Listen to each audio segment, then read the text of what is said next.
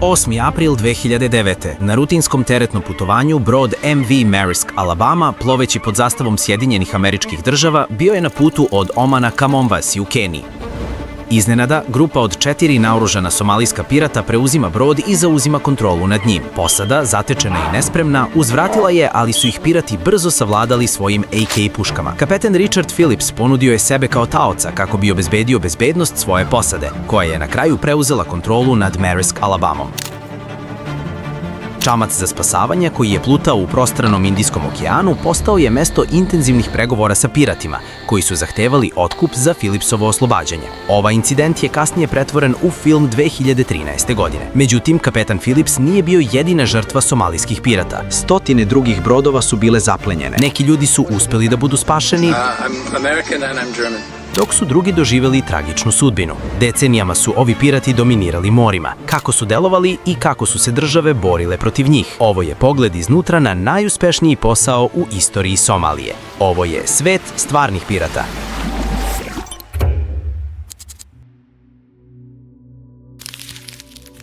Istorija somalijskih pirata je složena priča koja počinje početkom 90-ih godina, poklapajući se sa raspadom somalijske vlade i početkom građanskog rata u Somaliji.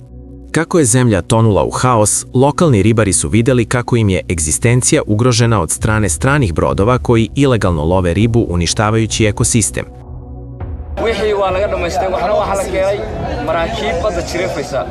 waxay soo maraysaa xeebaha habeenkii anagoo qararka joogna baana u digtooda iyo saa qararka u rogayso wixii xataa waxaanta waa kala baxeen. Situaciju je dodatno pogoršalo to što su evropske zemlje iskoristile bezvlašće u državi. Na primjer, nekadašnji kolonizator Somalije, Italija, koristila je korupciju kako bi odlagala toksični otpad u somalijske vode. Deo tog otpada bio je čak i radioaktivan, što je kasnije imalo ozbiljne štetne posljedice po lokalno stanovništvo na obali. Kao odgovor, neki ribari nisu imali izbora nego da uzvrate i oteraju strane brodove sa svoje obale. Nazivali su sebe Narodna obalska straža.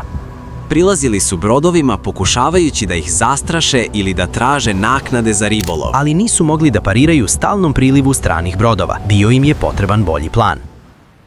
Ovi ribari su počeli da formiraju grupe nalik morskim milicijama, da se naoružavaju i da ovog puta odu dalje od samog zastrašivanja. Krali bi sve što se nalazilo na brodovima. Gorivo, odeću, praktično bilo šta korisno. Do sredine 2000-ih ono što je počelo kao zaštita njihove obale preraslo je u pirateriju. Postoji samo nekoliko lokacija gde pirati napadaju u Somaliji. Jedna je Somalijsko more, druga je Gvardafujski kanal. Treća i najvažnija lokacija je Adenski zaliv. Veliki deo svetske trgovine prolazi kroz Adenski zaliv. Teretni brodovi su njihova glavna meta jer imaju najmanji broj članova posade. Ovi ribari su shvatili da je krađa robe sa stranih brodova mnogo isplativija od ribolova. Praksa koja se pretvorila u kriminalnu organizaciju. U početku se radilo samo o robi na brodovima, ali kasnije je sve više počelo da se vrti oko ljudi na brodovima, jer su shvatili da je dobijanje novca za otkup mnogo lakše nego preprodaja robe u uništenoj ekonomiji. This is our 27th day in captivity. So far, we have been provided with adequate food and water. The two hostages seen in this video held at gunpoint by their kidnappers. Počevši od 2004. godine, nakon tsunamija koji je pogodio obalu Somalije, stvari su postale još gore. Zemljom su uglavnom upravljali ratni zapovednici i različite militantne grupe koje su se borile za teritoriju i moć. Ova nova vrsta obalske straže brzo je postala noćna mora za strane brodove.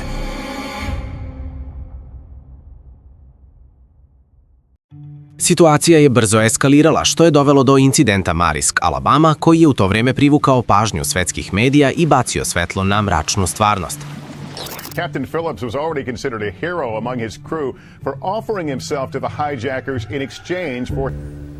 As we told you earlier, those pirates are still holding an American sea captain hostage off the east coast of Africa. Ali da bi se usudili da napadnu velike teretne brodove, morali su da unaprede svoje operacije. Pirati su pronašli način da podignu svoj nivo. počeli su da koriste velike matične brodove kako bi odlazili daleko na otvoreno more. Te matične brodove su koristili za lansiranje svojih brzih čamaca i napad na teretne brodove. Matični brodovi su bili opremljeni radarima kako bi mogli da vide brodove koji dolaze sa kilometara udaljenosti. Imali su čak i GPS i satelitske telefone kako bi međusobno komunicirali i pratili svoje mete. Proučavali su brodarsku industriju, gledali online blogove i baze podataka kako bi pronašli najbolje mete. Pirati su se obično naoružavali automatskim oružjem i raketnim bacačima granata, koristeći zastrašivanje da brzo preuzmu kontrolu nad ciljanim plovilima. Ovo više nije bila samo grupa ljudi koja pokušava da preživi. Pretvarali su se u dobro organizovanu, visokotehnološku kriminalnu operaciju. To je bio veliki prelaz sa osnovnog piratstva na nešto mnogo sofisticiranije. Bio je to početak ere otkupa. At this a few days ago from the U.S. Navy, it shows Somali pirates receiving a $3 million ransom dropped into their small boat. The ransom ended up being in the low millions. Pirati su shvatali koliko je lako držati brod kao taoca i zahtevati višemilionski otkup, što je privuklo pažnju ratnih zapovednika koji su u tome videli poslovnu priliku. Želeli su da finansiraju ove otmice. Postojala su ulaganja u ove piratske operacije jer je povrat bio veliki. Do 2007. oko 30% svih svetskih piratskih napada dešavalo se na somalijskoj obali. U 2008. prosečan otkup iznosio je $1 milion. Ukupno je te godine isplaćeno $30 miliona. Sa ogromnim količinama novca koje su pristizale, ratni zapovednici su ulagali sve više i više u ovaj posao. Veći brodovi, više oružja, bolja tehnološka oprema i, što je najvažnije, više mladih regruta. Ponuda da se pridruže bila je nešto što somalijska omladina nije mogla da odbije. Ovaj piratski posao je bio toliko unosan da su stvorili berzu na kojoj su lokalci ulagali ono što imaju u posao, a kasnije dobijali deo novca od otkupa.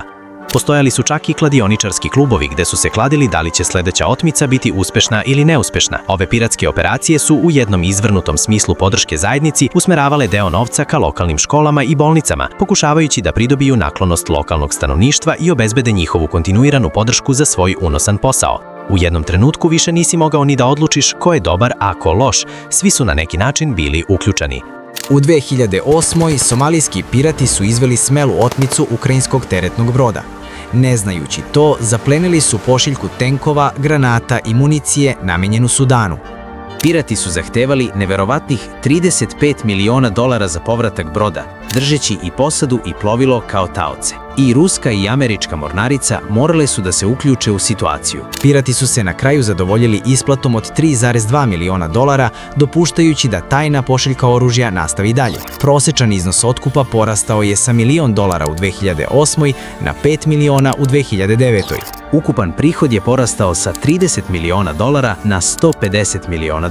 Preuzimanje kontrole nad brodovima postajalo je sve nasilnije. Više nisu bili samo grupa besnih ribara. U mnogim slučajevima, ovi pirati bi se ukrcali na brodove i nasumično pucali na posadu kako bi pokazali koliko su ozbiljni. Čak ni brodovi Ujedinjenih nacija puni hrane namenjene somalijskom narodu nisu bili bezbedni. Do 2011. zabeleženo je 237 incidenata piraterije. Te godine je uzeto više od 1200 talaca. Ali zašto se brodovi jednostavno ne bi borili protiv pirata? To je mnogo komplikovanije nego što se čini. Međunarodni zakoni i politike brodarskih kompanija strogo ograničavaju upotrebu vatrenog oružja na plovilima. Tome treba dodati i ogromnost otvorenog okeana, što pomorske patrole čini izuzetno teški. Pirati se često uklapaju dok ne bude prekasno, a upotreba sile je rizična zbog moguće upotrebe ljudskih štitova. Čak se i elitne jedinice poput Navy Sealsa suočavaju sa ograničenjima u takvim situacijama. Ova kombinacija faktora činila je odbranu brodova od pirata izuzetno teškom. Nakon stotina otmica, mnogih ubijenih i $1 miliona izgubljenih kroz otkupnine, vlade su konačno odlučile da naprave plan. Plan koji će okončati sav ovaj haos.